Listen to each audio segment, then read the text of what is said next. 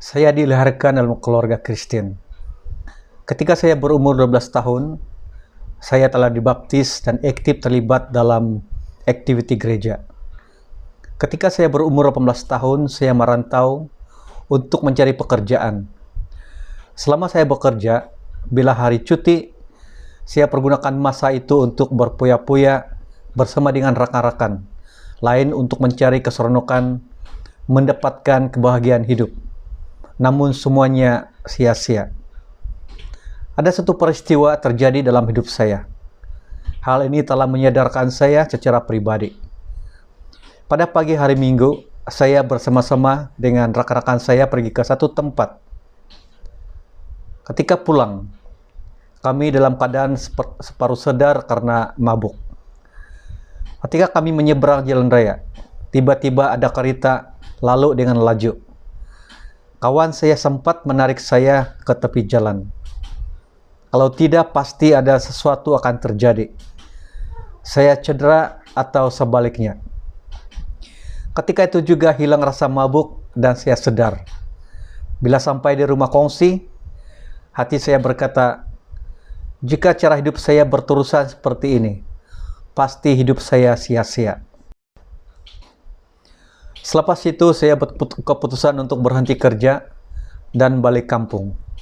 Bila berada di kampung, saya mulai kembali melakukan apa yang pernah saya lakukan sebelum ini, yaitu aktif dalam pelayanan gereja. Dalam hati saya timbul keinginan untuk masuk sekolah Alkitab. Pada satu hari selepas kebaktian hari Minggu, ada seorang bertemu dengan saya, dan saya kenal pemudi ini, tetapi tidak begitu biasa. Dia berkata dengan saya, "Win, kamu berminatkah untuk ikut latihan misi?" Kemudian dia menjelaskan apa itu latihan misi, dan saya menjawab, "Iya, saya mau ikut." Melalui latihan misi tersebut, saya berdoa menerima Kristus dalam hidup saya. Saya juga belajar bagaimana berkongsi Injil. Melalui latihan tersebut telah membantu saya memiliki keyakinan keselamatan. Setelah saya menerima Kristus, saya mengalami damai sejahtera. Bila saya menghadapi masalah, saya tidak sendirian, karena Tuhan berjanji tidak pernah meninggalkan dan membiarkan saya. Dalam Ibrani pasal 5 ayat 13b. Setelah saya memiliki keyakinan keselamatan, saya mulai mengetahui tentang tujuan Tuhan dalam hidup saya. Ketika saya mengikuti proyek Sahabat 91 pada bulan Mei 1991, saya melihat ramai orang berdoa menerima Kristus. Disinilah pengalaman pertama saya berkongsi berita baik kepada seorang bapak. Bapak ini berdoa menerima Kristus. Saya masih ingat, ketika saya membacakan empat rohani kepadanya, dia menangis. Dia berkata kepada saya, "Kenapa baru hari ini saya dapat mendengar penjelasan yang baik tentang Tuhan?" Kata-kata Bapak ini telah mendorong saya untuk terus menceritakan kasih Kristus kepada orang lain. Saudara, semua orang mencari kepuasan dan kebahagiaan dalam hidup. Tetapi bagaimana mendapatkan kepuasan dan kebahagiaan ini? Tuhan menawarkan kebahagiaan sejati dan kekal. Tuhan mengasihi Anda dan saya. Tuhan benar-benar mengasihi Anda. Kasih-Nya tidak terbatas dan tidak bersyarat. Tuhan dapat dialami. Dia wujud, dan satu-satunya yang diinginkannya adalah Anda mengalami kasih-Nya dan juga mengetahui tujuan hidup Anda secara pribadi. Namun kenapa manusia ini tidak mengalaminya? Kita telah berdosa. Kita semua mencari makna dan kepuasan dalam hidup, hanya bukan dengan Tuhan.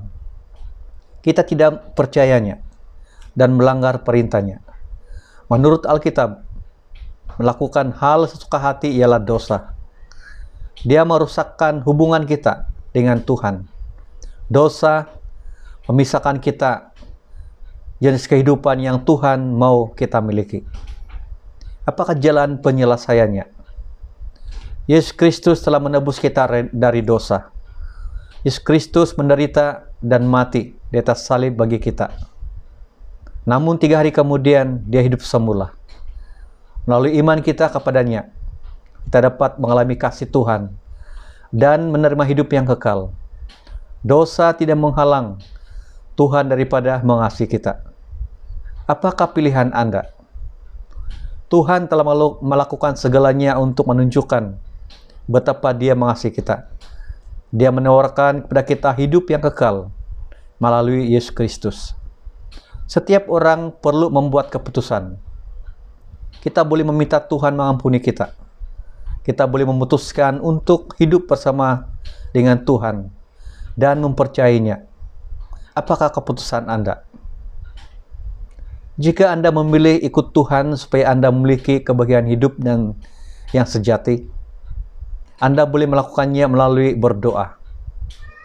Berdoalah dengan iman. Anda boleh berdoa seperti ini.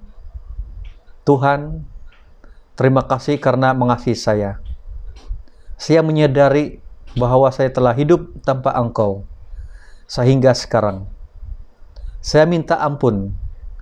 Terima kasih karena mengampuni saya. Terima kasih karena mati dan bangkit dari kematian untuk saya. Masuklah ke dalam hidup saya dan jadi penyelamat dan Tuhan saya. Biarkan saya mengalami kasih dan rancangan baik Engkau untuk hidup saya. Amin.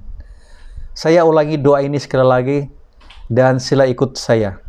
Jika doa ini menyatakan keinginan hati Anda sekarang ini, mari kita berdoa. Tuhan, terima kasih karena mengasihi saya. Saya menyadari bahwa saya hidup tanpa Engkau. Sehingga sekarang, saya minta ampun. Terima kasih karena mengampuni saya. Terima kasih karena mati dan bangkit dari kematian untuk saya. Masuklah ke dalam hidup saya dan jadi penyelamat dan Tuhan saya. Biarkanlah saya mengalami kasih dan rancangan baik Engkau untuk hidup saya. Amin.